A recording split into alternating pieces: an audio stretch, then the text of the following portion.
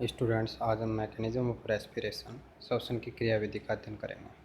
श्वसन क्या है? जैसा कि हम पहले जो पूर्व वीडियो हमने देखा था उसमें देख चुके हैं कि श्वसन बाहरी वातावरण से ऑक्सीजन का लंग्स तक पहुंचना और लंग्स से कार्बन डाइऑक्साइड को बाहरी वातावरण में छोड़ने की क्रिया को हम क्या बोलते हैं? रेस्पिरेशन या श्वसन बोलते हैं। श्वसन को हमने दो भागों में बांटा था, इंस्पिरेशन एंड एक्सपिरेशन, निःश्वसन और उच्छ्वसन। बाहरी वातावरण से ऑक्सीजन का फेफड़ों तक पहुंचना निःश्वसन कहलाता है और फेफड़ों से कार्बन डाइऑक्साइड का बाहरी वातावरण तक छोड़ने की क्रिया को हम उच्छ्वसन बोलते हैं। जैसा कि हम जानते हैं, फेफड़े जो लंग्स होते हैं उनमें कॉन्ट्रैक्शन और रिलैक्सेशन दोनों की प्रक्रिया स्वतः नहीं पाई जाती। फेफड़ों के अंदर संकुचन और शीतलन की प्रक्रिया नहीं पाई जाती। फेफड़ों का जो आयतन होता है वो वक्ष गुहा, जो थोरेसिक कैविटी होती है, उसके आयतन पर निर्भर करता है। थोरेसिक कैविटी के वॉल्यूम में थोड़ा बहुत भी परिवर्तन होता है तो लंग्स के वॉल्यूम में भी चेंज आता है।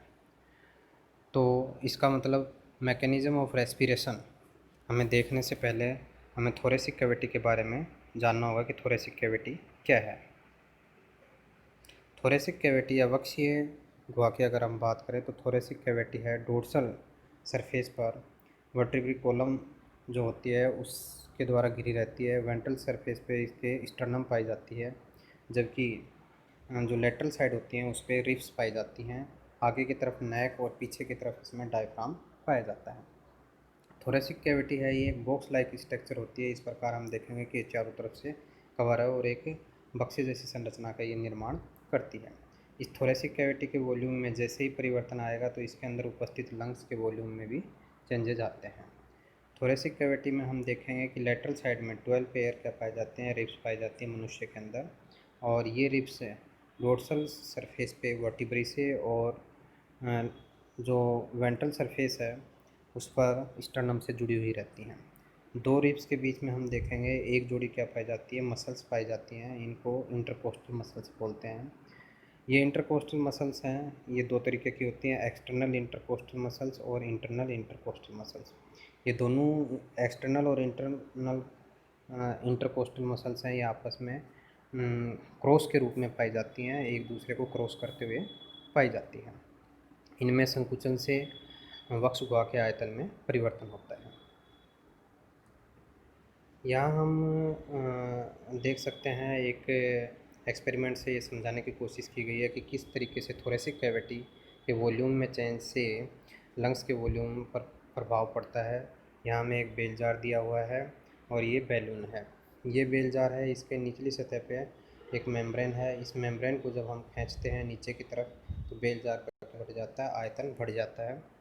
इसके आयतन बढ़ने से जो बैलून है उसका भी आयतन बढ़ जाता है, जिससे कि यहाँ पे दाब कम हो जाता है और बाहरी वातावरण में जो दाब अधिक है वहाँ से वायु अंदर बैलून में प्रवेश कर जाती है।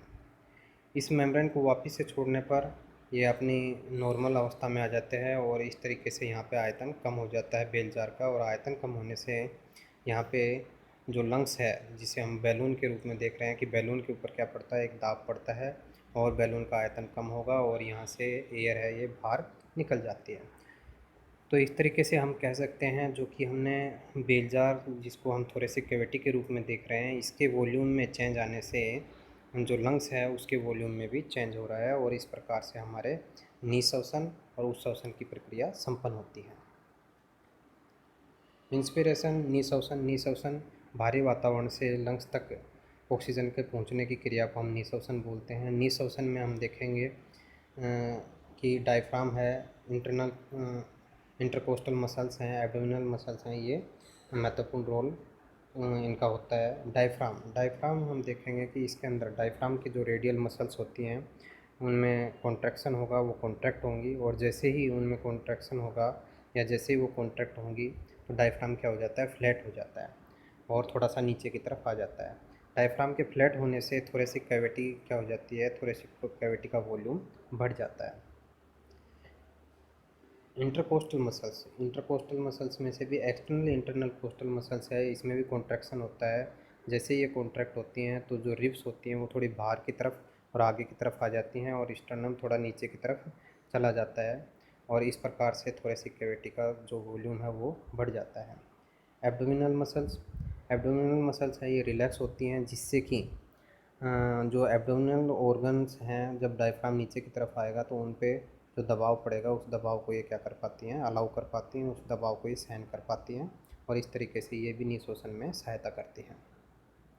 इस तरीके से हम देखेंगे कि नी शोषण में जो एक्सटर्नल इंटरकोस्टल मसल्स हैं और जो डायफ्राम की जो रेडियल मसल्स हैं उनके अंदर क्या होगा, कॉन्ट्रैक्शन होगा और कॉन्ट्रैक्शन से डायफ्राम फ्लैट होता है और रिब्स के थोड़े बाहर की तरफ उभरने से अंदर जो थोरेसिक कैविटी है उसका वॉल्यूम बढ़ जाता है और वॉल्यूम बढ़ने से यहाँ का दाब कम हो जाता है और भारी जो वातावरण है उसमें उपस्थित वायु का दाब अधिक होता है, इसलिए एयर है वो हाई प्रेशर से लो प्रेशर मतलब भारी वातावरण से लंग्स की तरफ प्रवाहित होती है और लंग्स में एयर भर जाती है और इसे ही हम क्या बोलते हैं, निःश्वसन कहते हैं।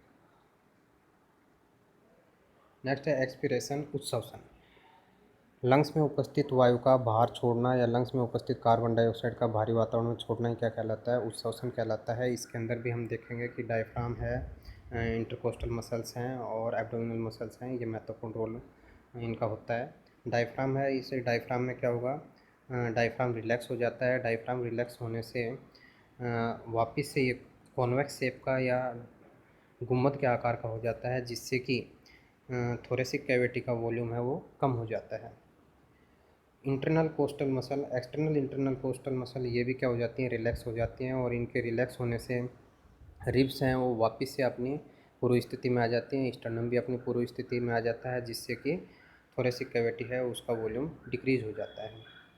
इंटरनल इंटरकोस्टल मसल्स क्या होती है, कॉन्ट्रैक्ट होती हैं और इंटर के कॉन्ट्रैक्ट होने से रिब्स हैं इनको अंदर की तरफ या नीचे की तरफ खींचा जाता है, जिससे कि थोरेसिक कैविटी की साइज़ क्या हो जाती है, कम हो जाती है।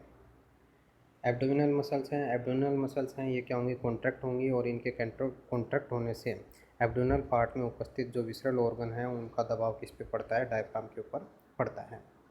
तो इस तरीके से हम देखेंगे कि इसके अंदर डायफ्राम की जो रेडियल मसल्स है और एक्सटर्नल इंटरकोस्टल मसल्स है उसके रिलैक्स होने से तथा इंटरनल इंटरकोस्टल मसल्स है उसके संकुचन होने से जो थोरेसिक कैविटी है उसका वॉल्यूम क्या हो जाता है, कम हो जाता है। वॉल्यूम कम होने से यहाँ पे क्या बढ़ेगा, प्रेशर बढ़ेगा और दाब बढ़ने से लंग्स में जो एयर होती है वो कहाँ चली जाती है, बाहरी वातावरण में छोड़ दी जाती है, जिसे हम क्या बोलते हैं, उच्छ्वसन कहते हैं।